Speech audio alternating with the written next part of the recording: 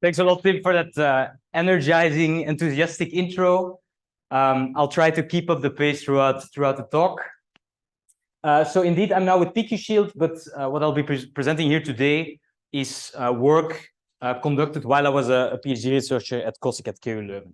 Okay, and the title of the talk is Cache Side Channel Attacks on Existing and Emerging Computing Platforms. But no worries, I will tear apart this title as we go through it.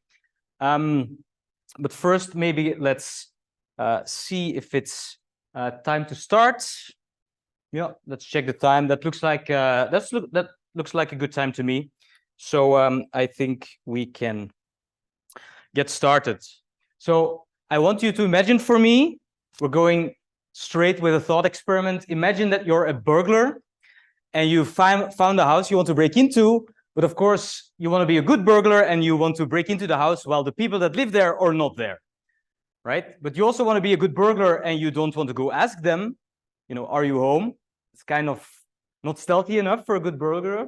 So maybe there's some other piece of information that you as a burglar can use to infer, you know, these people, are they home or not? So maybe you could check, maybe it's evening and the lights are off. That's a good indication. Or maybe they have a vehicle, but it's not parked there. Or maybe they didn't take out the trash. Or maybe the mail is piling out of the mailbox. All of these are extra signals, extra pieces of information you can use to infer something about what you actually want to know. And this is something that in a technical term is called a side channel. So you use this extra piece of information to infer something you actually want to know. But in real life, this is just paying attention. That's what I want to highlight with the thought experiment here. So what can we say about side channels? So side channels are typically stealthy. So if someone is using a side channel, if someone is paying attention, you typically don't really know about it.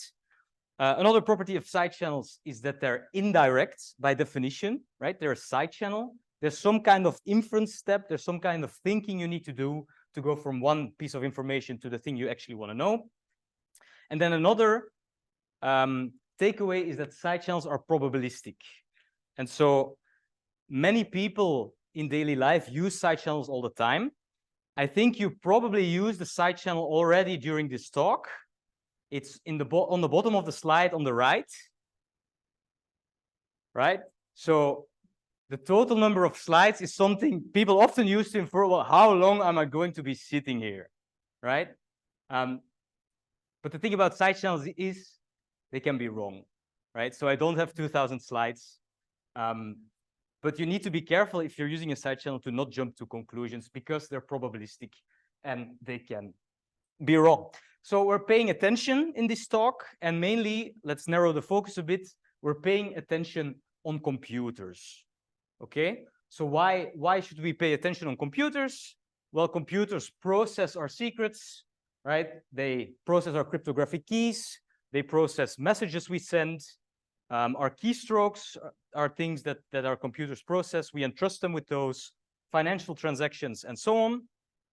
Computers are increasingly shared, right? So if you have a smartphone, you have apps by many different stakeholders running on the same physical machine. That can be a banking app, a QR code reader, Candy Crush, whatever. There's all software by different parties running on your physical machine, and they run at the same time. The same is true on your laptop. So if you visit a website, that's most often that's code, someone else's code running on your machine next to other code that's running on your machine. And of course, the cloud makes this sharing computers very explicit, right? It's explicitly part of the business model. Let's put as many tenants as possible on the same physical hardware to share costs or to get costs down.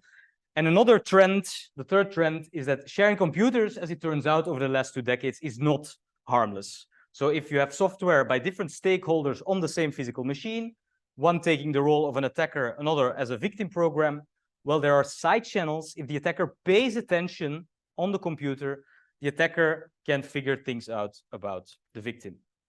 So we're paying attention on computers. And let me narrow the focus just a little bit more. And that's that we're focusing to the passage of time on computers. And that's basically the summary. Like, this is the title, I would say, like, if my family asks, what do you work on or what did you work on? This is it. This is the informal title of the talk. And so when I say computers, that can be a laptop, but that also can be a smartphone, any computing device. And so we said that we have software by different stakeholders running on the same physical hardware. Well, what is hardware? Well, hardware is the part that exists in the physical world, right? It's the part you can kick. And then you have the software running on top of this hardware. The most important part, arguably, of a computing device is the processor, so the CPU, central processing unit. And this is a very sophisticated piece of engineering that over the last more than half century, humans have perfected and perfected, and this is insanely complex. So for the purpose of this talk, we'll conceptualize it, and I will stretch this metaphor quite far as a factory. So processors, computers have factories. And if you don't believe me that these factories are very complex, so this is a floor plan of a recent Intel CPU. This is much, much, much more sophisticated than any macro factory anywhere in the world. And this is beyond the comprehension of a single human being. So processors are factories. Let's see if the metaphor holds up. So factories, just like computers, have functional units. They take specific inputs and produce outputs out of those. So on a computer, that could be an addition, right? Take two numbers, add them. And there's also an important part, and that's the control flow, right? These operations happen before these operations. And so the building blocks are data. So there needs to be data that goes in and out of the factory.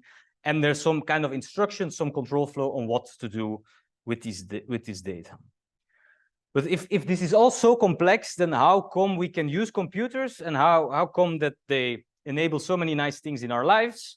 Well, that's because each of us has their own, little abstraction level on which they work. And through this abstraction, we can kind of still make things happen. So if you have the factory, which is also the microarchitecture in this metaphor, you have applications written in high-level languages compiled to assembly instructions that run on the factory. Yeah, and then you have different layers of hardware. So you have the factory view of things, but of course that has a hardware description, gate level, implemented in standard cells in a specific technology, and then somehow this is made like from sand, from silicon. It's all pretty fantastic, and this allows us to make improvements on one abstraction level and not have to think too much about all the other abstraction levels. And so the fact that we manage complexity this way has allowed for these lower levels, technology and manufacturing, to really make the factories we use faster and faster and faster. This is an exponential curve. Everyone knows what that looks like by now. And you have performance over time getting tremendously better of the factory. But there's one problem.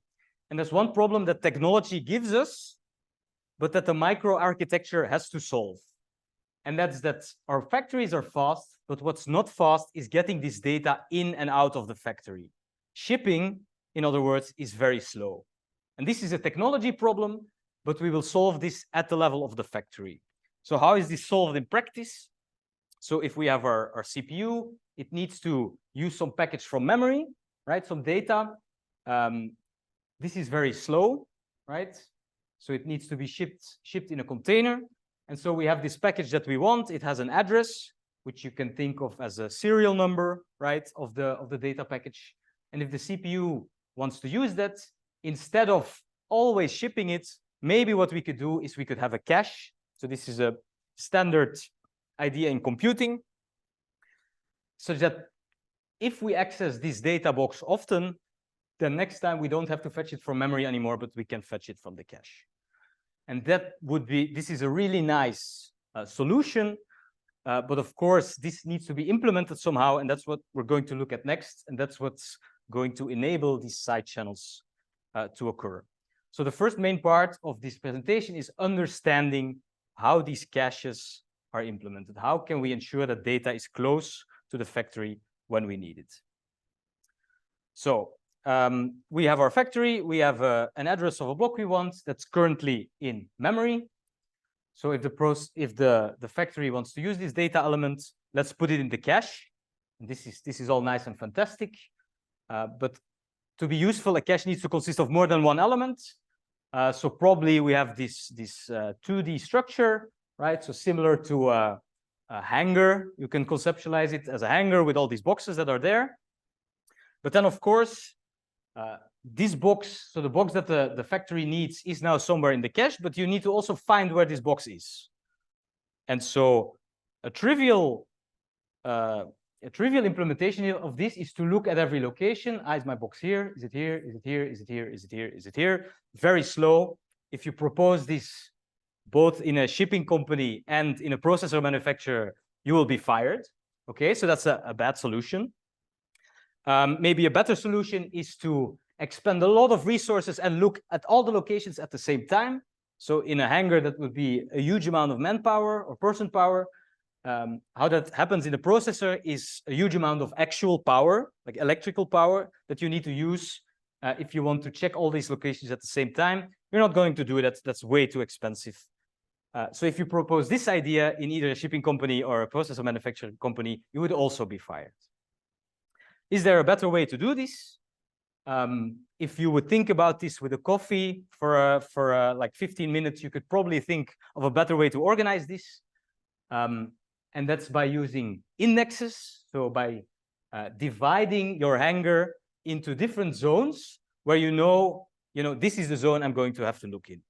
And this is exactly what happens in a processor. So you have a box with an address, and that spits out, this is a blue box. So you will only have to look for this address. If it's in the cache, it's going to be in the blue set, right? You divide the cache into sets of different color here in this talk. And so you know that you only have to look there. So now if the box is there, all we need to do, we don't need to look everywhere. We only look in this set. Of course, in practice, there's a lot of these sets. So you're really gaining a lot by doing this. One more thing we need to know about caches, how caches work, and that's, of course, this cache is not infinitely sized. So at some point it's full, and a new box may come in, right? Like a pink box in this case. Well, where are we going to put it? Which of the boxes that's currently there are we going to replace? And for that, there's a state machine in the processor for every set determining which is the line that the box that will be evicted next. And in this talk, we'll indicate that with an arrow. So now if this one comes in, that's the one that's going to be evicted. And of course, every set needs to have an algorithm like that and an arrow of which box is going to be evicted next.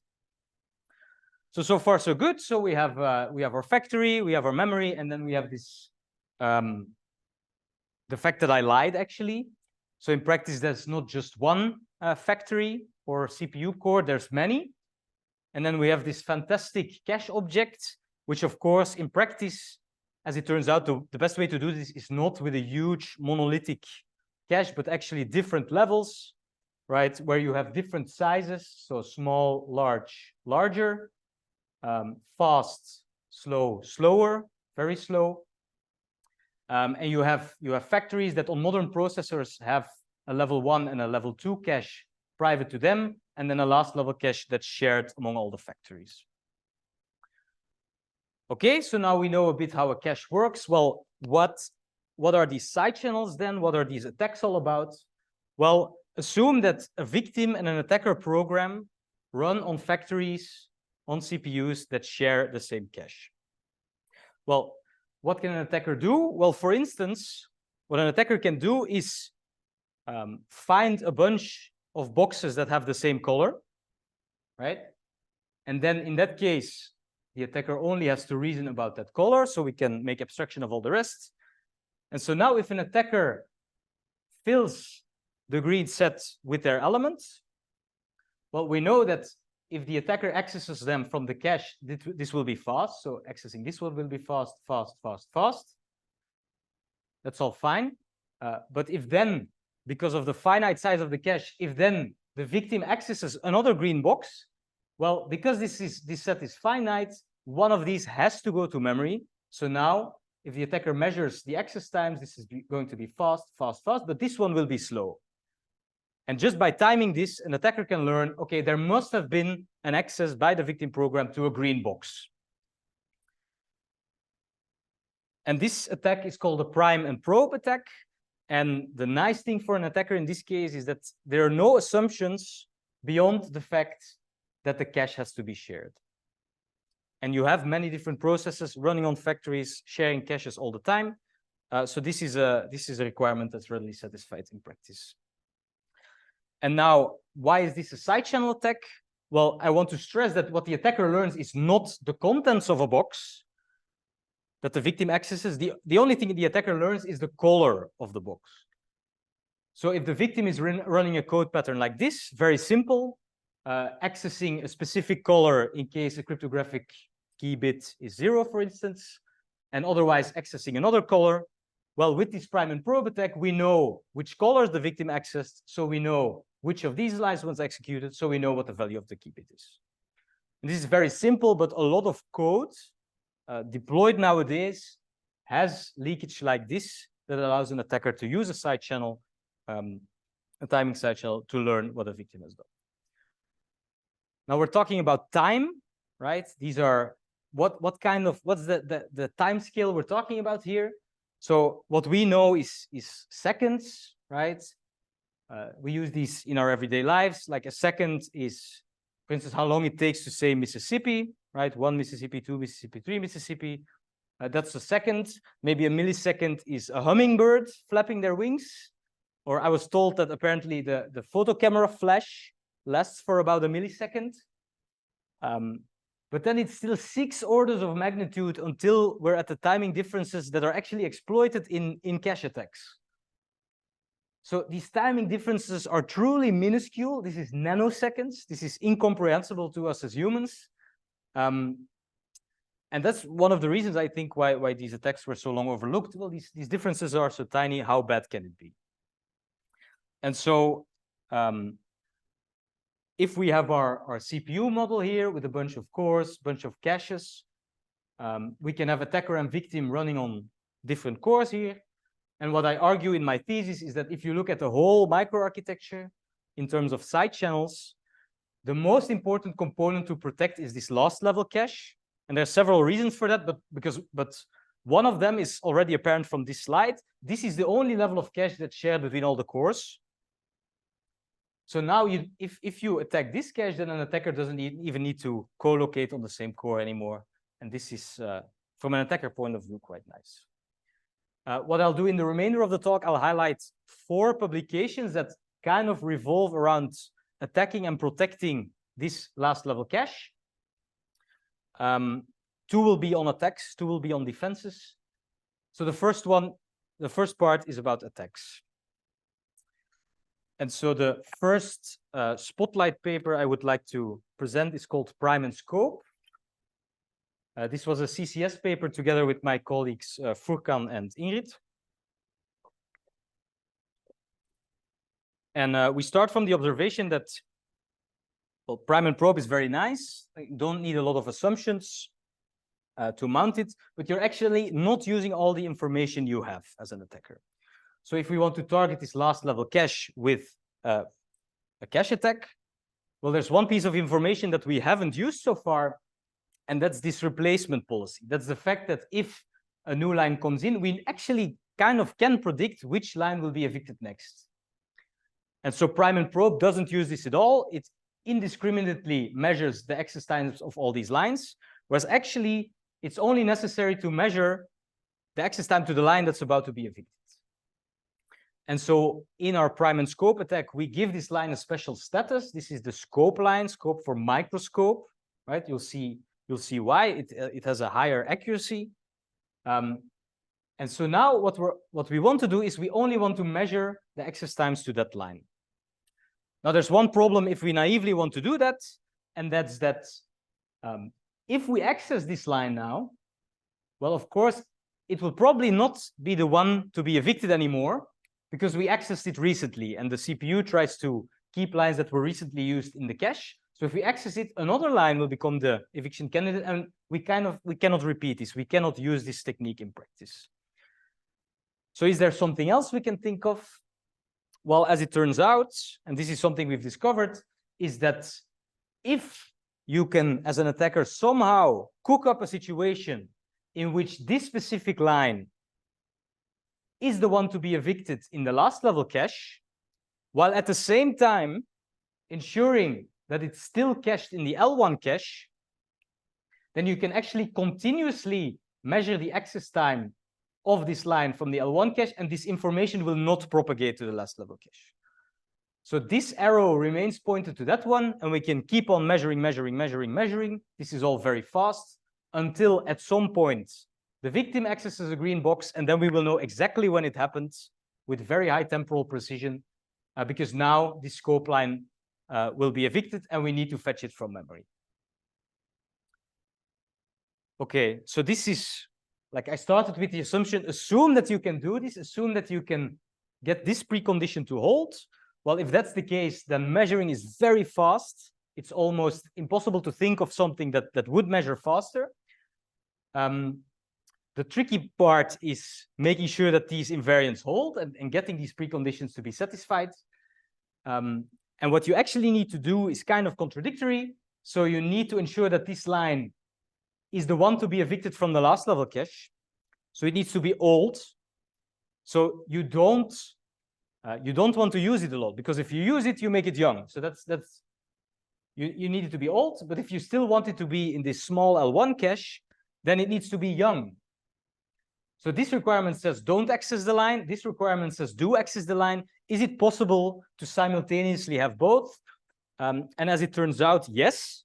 So we managed to find access patterns that kind of, with very high probability, generate this configuration in the cache. And we were able to do so for about a decade of Intel CPUs. So on these CPUs, prime and probe worked, but now our advanced technique, prime and scope, also works on there on all of these generations. And so quantitatively, what do we get from this? Well, if we compare different cache attacks here, so on the x-axis, you have the Windows size. So that's basically how often you measure the cache state. And on the y-axis, you have the accuracy, right? And so some techniques only get a fair amount of accuracy. This is, yeah, like a 90% accuracy if you wait 3,000-4,000 cycles in between measurements. But with our prime and scope technique, we can measure every 70 cycles, more or less. This is 25 nanoseconds. So this is every 25 nanoseconds, we can make a cache measurement, and that's actually a quite high precision. That's the highest known to date. And so for the same accuracy, let's say 95% or 99%, we can measure 50 times more rapidly than flush and reload. That's another cache attack technique, very high profile, and around 10 times more than prime and probe. But how can we think of this? And I really hope this experiment works. We tested it out with audio. So this is an audio experiment we're going to do. So what does getting 50 times the measurement accuracy, what does that get us? And we're going to look at it like music. So if you're in a recording studio, what you're recording depends on how fast your recording device samples, right? It depends on how fast you measure the state of the room. Okay, so let's say we have a song and we sample it at 200 hertz. So this is audio coming out of the beamer, which is how we're doing it. But does anyone recognize the song? No? Well, yeah, you're only 200 hertz. You're only getting the bass. You're only getting the things that really are really slow to change. But what if we sample this at 50 times the resolution?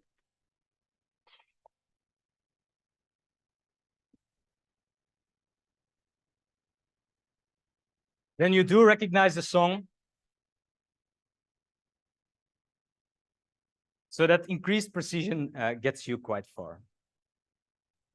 All right, for our next paper, I'd like to talk about, this is entitled Double Trouble. This was a UNIX security paper with the usual suspects, so Furkan and Ingrid again. And the reason why well, the problem we're tackling is that actually the image I painted earlier is even more optimistic than it actually is. So I depicted this line as going up, right? The factory, and then yeah, okay, we need to solve the memory problem, but okay, that's fine. We kind of solve that with caches. Well, actually, this line is not even going up anymore. For the past few years, if you really want to still increase the performance, you cannot do that in a general purpose manner anymore. But what you need to do is introduce some heterogeneity. So instead of having one type of factory that does all the computations, you need some highly sophisticated factories, right? Accelerators that are also, you know, that's hardware that's dedicated for specific tasks, right? And then some computations you offload to this accelerator, so that can be like AI computations or maybe crypto computations, where crypto can mean cryptography or the other thing. And so what we're seeing, and this is already happening, we're seeing heterogeneity introduced here.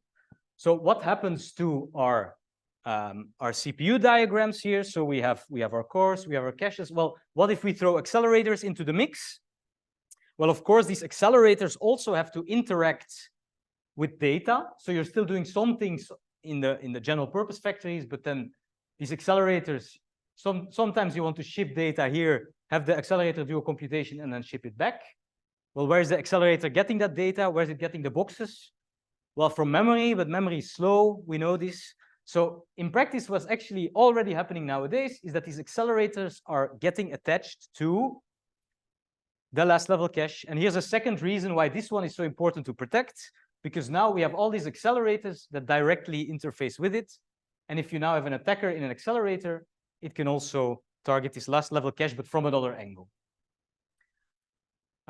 There's one caveat here, and that's that, for instance, this accelerator can also be like a network interface card or an FPGA or a GPU. If you attach it to the last level cache, you never want the case where it monopolizes all the cache resources and the normal cores cannot run anymore. So what you do, or what is done, is the access to this last level cache is kind of restricted in some ways, ensuring that, you know, this accelerator cannot access every line in the cache. And so the goal or objective of our double trouble paper was explore what happens if, for instance, in the Amazon cloud, we have a victim renting a CPU core and then an attacker running on the same machine who also has access to an accelerator. So this can be an F1 instance on AWS for those that know how that works. And so what we figured out was the main takeaway is that these restrictions that are imposed on the accelerator, actually, those are the things that enable the cache attacks for a double, so for a combined attacker, to be more efficient. So some of these restrictions, so we've reverse engineered part of these things. Some things were known, others we figured out, is that reads by secondary devices or by accelerators do not allocate, so they're not cached at all. Writes are allocated, but they can only be written to specific locations within one set. And actually, if the accelerator reads lines, so if it reads boxes, this does not influence the replacement state, so this does not influence the arrows we talked about. And this is something that's quite powerful for an attack. And then also because we're targeting this last level cache from two sides, so this is a war on two sides. And because of that, we have very fine control over where boxes are, so we can targetedly ship them between different levels. And that is what enables some more advanced attacks. So one thing I'll highlight is the construction of eviction sets. So recall that we, at some point in the cache attack, may want to know which boxes have the same color.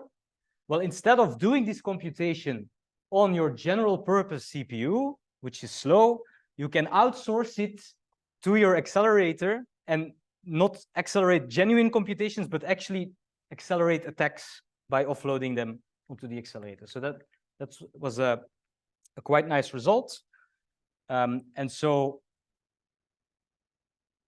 like on Amazon, you can actually sell accelerators. So you can we could have put this accelerator on the Amazon marketplace to sell it to other people. But of course, we don't do that. We could just barely constrain ourselves.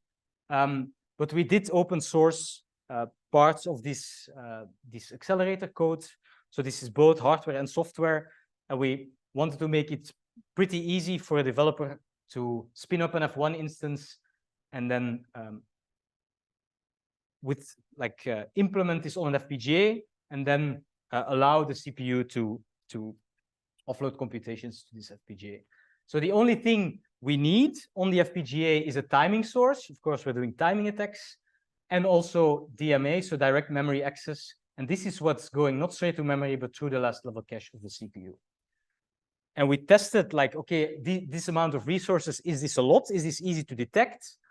And if we just took the Intel FPGA Hello World example, and we added this hardware, it was negligible. It's like 0.1% of the total amount of resources. So it's very easy to hide. So conversely, it's hard for a cloud provider to kind of detect these things.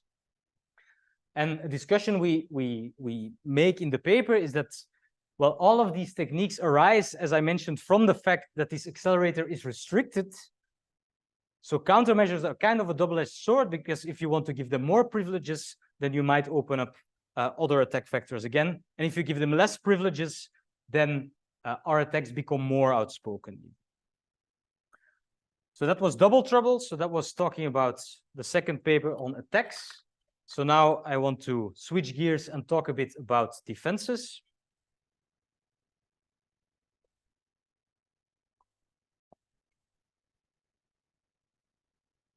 And so our first work in this context is our systematic analysis paper on randomized caches.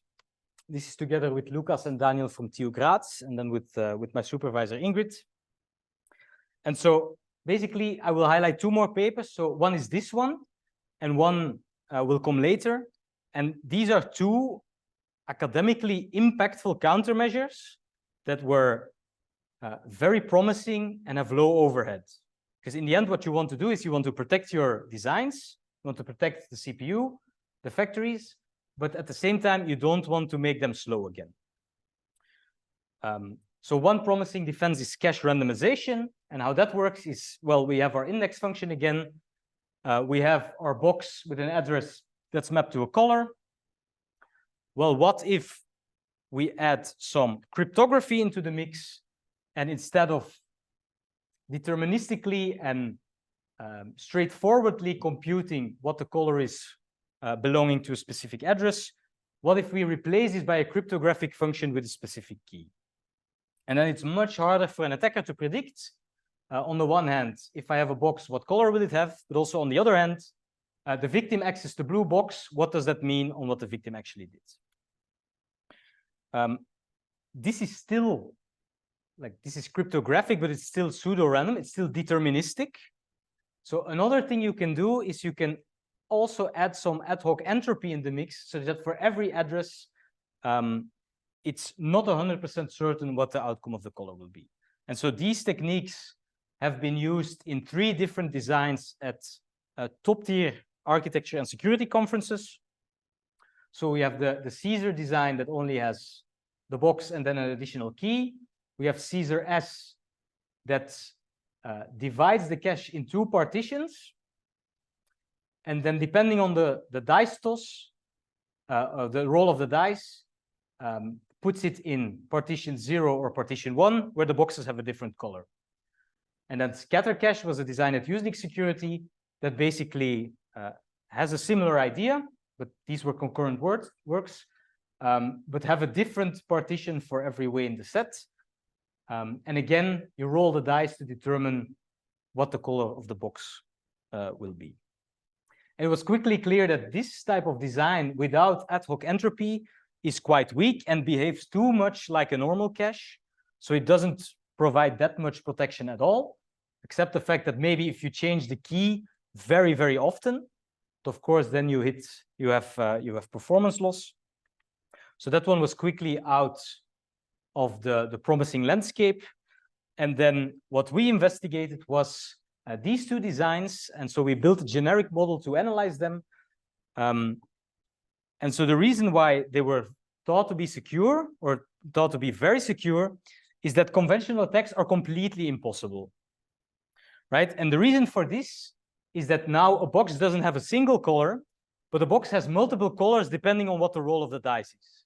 So the box has a blue, this box has a blue color if the dice roll a 1, this color if it's a 2, and this if it's a 3.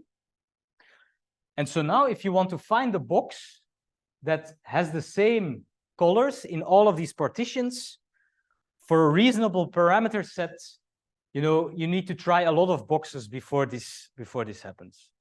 So this is completely infeasible. So this is an insanely large number, which is roughly equal to the number of people who were in the queue at Mensa yesterday at noon. So this is true, like this is insane.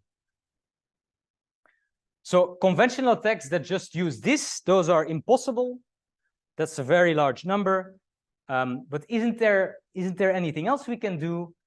And what we've discovered is, well, if you make your assumptions as an attacker weaker and you turn them into probabilistic assumptions, well, if you relax your constraints and don't look for boxes that have the same color in every partition, maybe you find some boxes that have the same color in this one, some boxes that have the same color in this one, and some that have the same color in this one.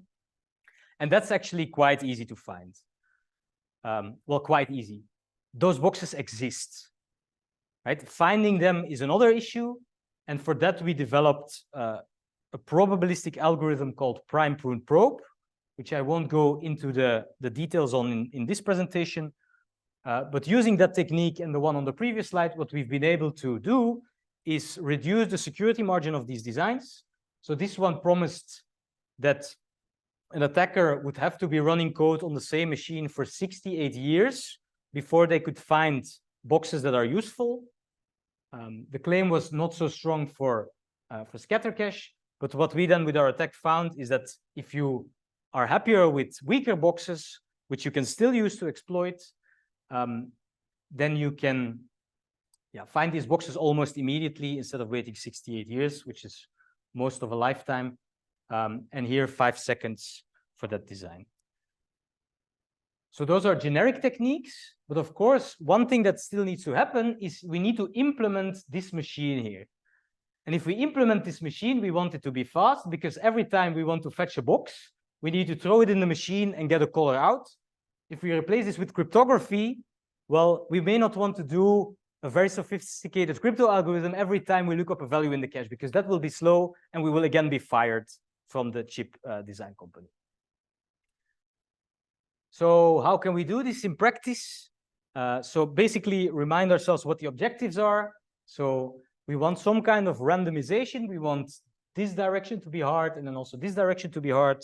Crypto is a natural contender for that. So we want something like if I have a message I'm ashamed to admit to someone, maybe I want to randomize this.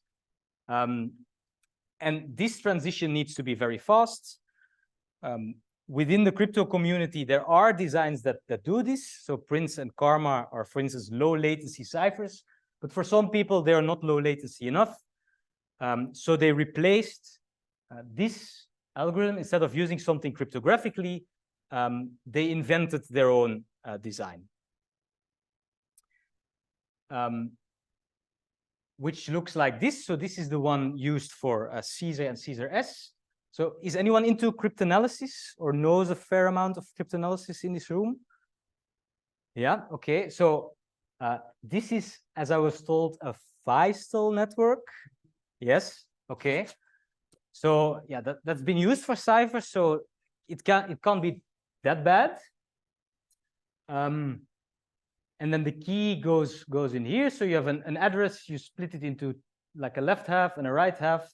And then you have a key here, and so you put 20 bits of the key here, and 20 bits here, and 20 bits here, and 20 bits here, with an 80-bit key. Okay. I don't know if Feistel networks are supposed to be used like that, but apparently they are. Yeah, and then also these functions here are linear. Yeah. So I'm not much of a cryptanalyst. But if this is an entirely linear function, then it's probably not as strong as it would appear to be from the Feistel construction. So I spent an afternoon and I wrote down some differentials, right? So instead of looking at one address, I look at pairs, and then I see what happens to these differences as they go through. And if the function is linear, there's just a function you can apply to this delta, and then you can follow it all the way through. And then at the end, you just have an equation that relates output to input. But actually, yeah, the key cancels out. So this is independent of the key. So if you replace the key, then these differentials still apply. So if you find an eviction set once, you've actually found it forever. And so this results in a deterministic break of these schemes.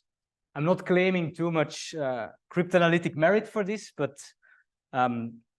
it is a break, and this function is very low latency. But yeah. Right, so those were, recall, so there were some generic attacks that work regardless of how you implement the randomization function, and then some attacks on the randomization function itself. And I think it's fair to say that with this work, we made a little bit of a dent in the field. So we have a bunch of statistical analysis techniques for the generic case, so the prime-prune probe, which I didn't go into much detail now, which has inspired, or was used at least, in a bunch of follow-up works. Our attack itself, so prime-prune probe, was mitigated in a few follow-up designs. One of them was invented at this institute. That's a UNIX paper, which is very nice. And then by showing this deterministic break, we've also woken up a few people in the field that maybe we need some tailored cryptography specifically for this use case, where again, two nice papers have emerged, one again from this institute. And I also joined Intel for the summer to hash this out a bit more. So now we're on to the final spotlight paper. And this is the most recent one, so I'll spend a little bit more time on it. It's called Showtime. And I'd like to promise you a kind of show, but it's you who will be in the spotlight. So we'll do a demo and we'll see whether all of it will work. It's a bit risky, but we're going to try.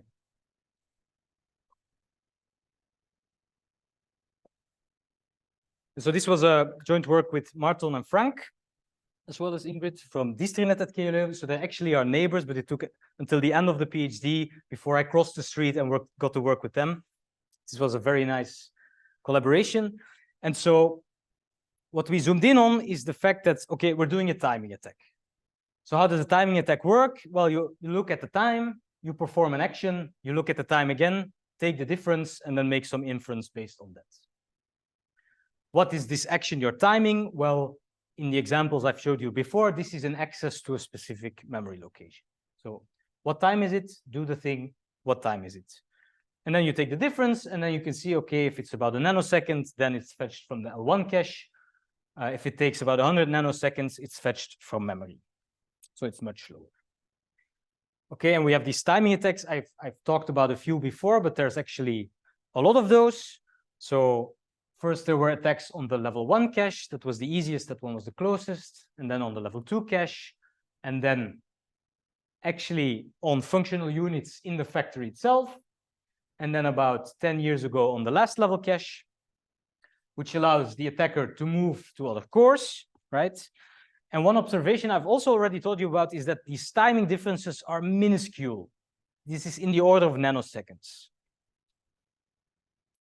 So recall, like, this is the time scale we're talking about, seconds, nanoseconds. So this is where these attacks live. But we're making it attackers actually very easy because we give them very, very fine-grained sources of time. So this is the timestamp counter on x86. This will tell you the number of cycles. This is in gigahertz, so this is very, very accurate. And even in the browser, we give attackers timing sources that are in the nanosecond range in terms of precision. So maybe we should just not do that, right? And this is another low overhead promising countermeasure. What if we just disable these timers? Our performance will be exactly the same, but an attacker will not be able to exploit timing differences. So basically, and this has been proposed academically already about a decade ago, and this is now implemented as part of all the major browsers. So they limit the resolution you have. They don't disable timers entirely, but they maybe give you like 100 microsecond range or a millisecond or maybe a bit more, depending on the browser. And so it's clear, yeah, if the things we're trying to measure are much, much more fine-grained than the resolution of our timer, then, you know, timing attacks are dead. We can all take a nice vacation in Mauritius. It's fine. So the situation now looks like this. So everything is green. But already 2 years ago, it was shown by people at Google Project Zero that they found a way to amplify like these tiny timing differences, so these nanosecond timing differences, to attack the level 1 cache. Okay. And this is, you know, okay, the level 1 cache that forces the attacker to be on the same core. Maybe that's okay. But then what our objective was in this work is to show that actually you can still attack all the components you could attack before, even in the presence of very coarse-grained timers, like in the order of 100 microseconds. Let's look at how we tackled that.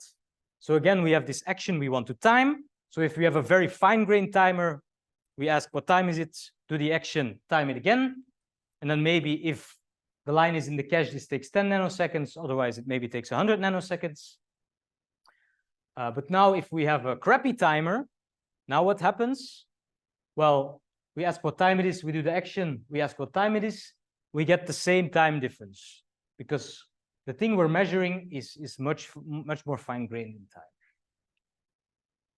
So one straightforward way, again, if you had a cup of coffee and 15 minutes, you would think, well, maybe we just repeat this action over and over and over again, and then aggregate the difference. And then maybe this is large enough, maybe that we can still kind of see a difference over time.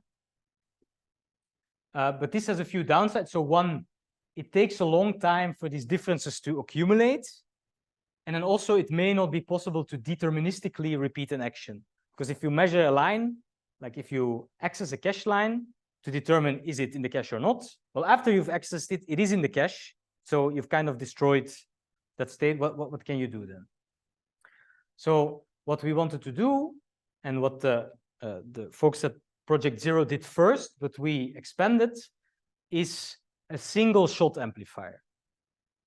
So basically, this is a piece of code that takes a very long time to run or terminates quickly, depending on a tiny initial microarchitectural state difference. For instance, is a line in the cache or not? And then the objective is, if we then measure the time, do the thing, measure the time again, we get our timing differences accurately right off the bat. And I'll show you one example of such a single shot amplifier to see what that kind of looks like. So that's we have several, but this is the prefetch amplifier. So this is, so the dog is for fetch. Silly joke. This is the worst one, I promise. So the prefetch amplifier, and what it basically does, it's a loop of these two instructions. These are x86 instructions. If I'd have known it was in this room, I'd put them a little bit higher on the slides.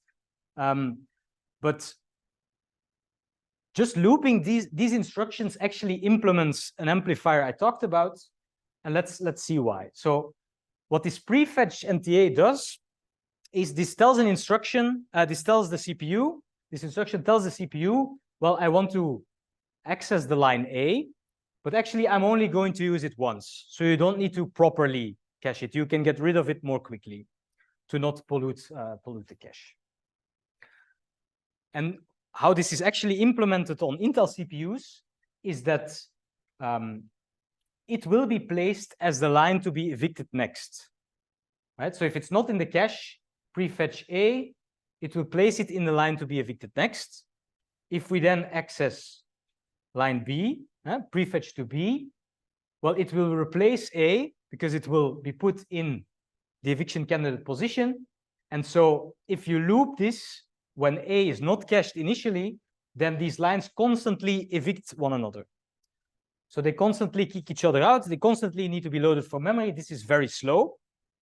But if in contrast, we look at the situation where this line A was initially cached, then if it's just accessed normally, it will not be placed in the eviction candidate position. And if now we access A, it'll be a hit. B will be the eviction candidate position. But if the line is already there, it's not moved to this eviction candidate position. So now B and A are both in the cache at the same time, and all of those accesses will be fast. So we start from a tiny microarchitectural state difference. Is a line cached or is it not cached? And then we figure out that if we do this loop, and we can continue doing this loop over and over and over again, that the slow case with all of the misses is more than 10 times slower than the fast case. So this is an amplifier. We can repeat this as often as we want until the timing difference is big enough, and then we can still figure out was A cached or not based on that timing difference that we've accumulated. But now the question is, how robust is this? How long, like what is the maximum timing difference we're able to produce? And that's where I promised this would be a show. So you're going to help me with that. For that, I will pull up a demo. Just give me a second.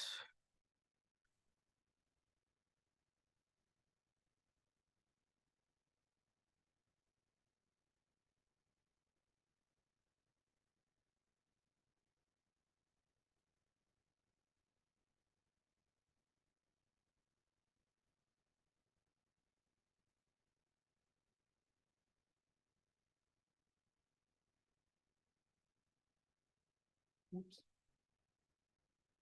There any...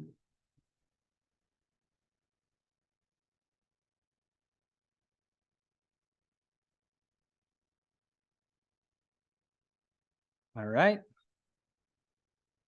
Can we move this? No.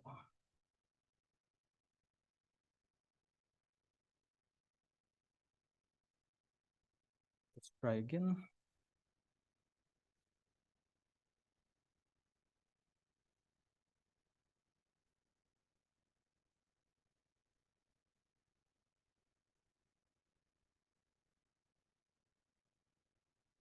It is big enough so you can see it. Okay, let's build the demo and let's run it. So before I run it, so this is actually a bit of a risk. So it's not that I don't trust you. I totally trust you. You're very capable humans. So I'm sure you'll do a great job here. The thing is, what we wanted to do was differentiate tiny timing differences, like in the order of nanoseconds. We have our amplifier, but this is actually running on a machine in Leuven, Belgium, which I'm SSHing to now. And my internet connection, I tested this before, is not fantastically stable. So there's a bunch of jitter on there. So I had to bump up really the timing differences such that it would survive the jitter, but I'm afraid that maybe now it won't be stable enough anymore. Let's see. This is truly a risk, so please indulge me if it doesn't end up going fantastically. But just saying this is not due to you, this is due to the setup. Okay, so we have a demo here. We had this initial timing difference of a cache line being in the cache or not. So this is in the order of nanoseconds. And now what we'll do is a demo where you will see a timing difference. So you will see show time appear in the terminal here on a crappy connection over SSH to Leuven, Belgium.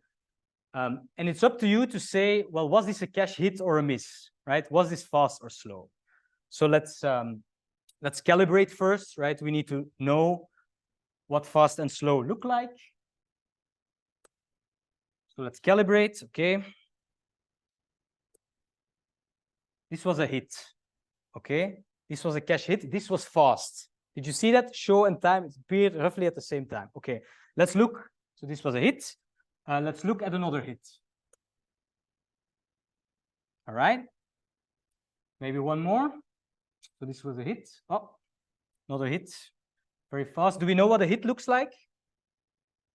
See everyone nodding? Okay, that's fantastic. So now let's look at a miss then. Okay, no, this was a hit. So this is a miss. Here's another miss. Yeah, are we seeing it? Okay, this was another miss. Let's look at a hit again. Okay, so this was a hit. Now let's look at a miss. Okay, are you ready? So now it's go time. So now let's do it. What was this? 3, 2, 1.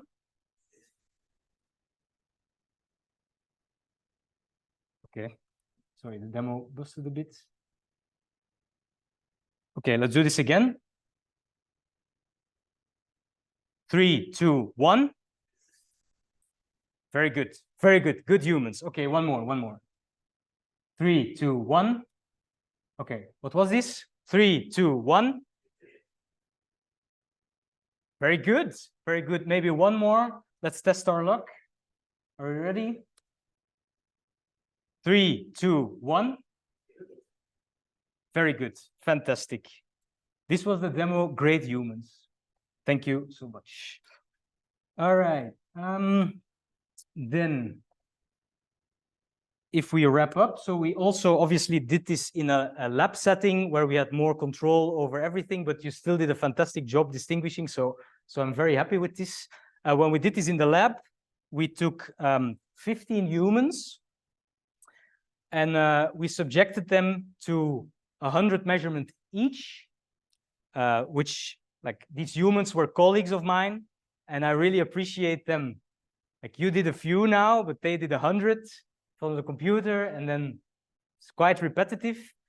But I'm happy to say that we were able to do a human study and that the average correct classification was 98%.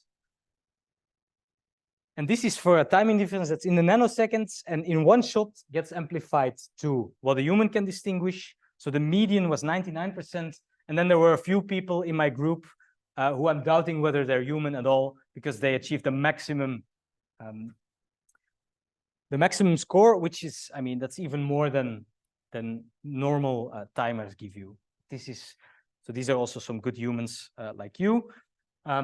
So that was, so Project Zero found an amplifier here, we found one here, and then in our work, we also showed that you can kind of, any leakage, you can translate, you can convert into a location where you have an amplifier, and you can basically amplify all the other attacks like previously, even in the absence of a fine-grained timer. And with that, maybe let's talk about one more thing. So we have a few problems we tackled in this work, a few case studies we did. One is, again, finding boxes that are the same color, which is eviction set construction. And we also did this with our prefetch amplifier. And so we were able to do this with timers of 1 microsecond precision, also with 10 microseconds, also 100 microseconds, which is the resolution that you have in Chrome. A millisecond, 10 milliseconds, 100 milliseconds, it still worked. And it also worked for the timer I showed you in the very beginning of this presentation. Does anyone know what this timer is? Yes? Who knows? Yes, this is the UNIX epoch. So this is, if you call time in C, this is what you get. So this is the number of seconds since 1st of January 1970. And we were able to use this as a timer to distinguish cache hits from misses and construct eviction sets. And so nerfing this timer will probably not be easy, given the fact that we'll probably have problems in 2038 when we have to get rid of it. Right? This is already projected now. So if you want to completely remove cache attacks, you will also have to get rid of the UNIX timer, which probably will not happen anytime soon. So that was time in C indeed. And so the amplification we're talking about, so this is 100 nanoseconds to more than a second, that's 10 million. So if I would apply that to a 45-minute talk, let's say, that amplification, we would be here for quite a long time. which happily is not the case. So I reached the end. So we talked about prime and scope, which was the, if you forgot what happened, that was the one with the song. We looked at double trouble. So what if we have heterogeneous computing? How does that affect cache attacks, and why does it make it worse? We had our cache randomization work with a few, if I say so myself, results that I'm quite proud of. And then the final work was with the amplifiers and showtime. And with that, I'd like to move on over to the Q&A part of the session. And I'd like to thank you for inviting me.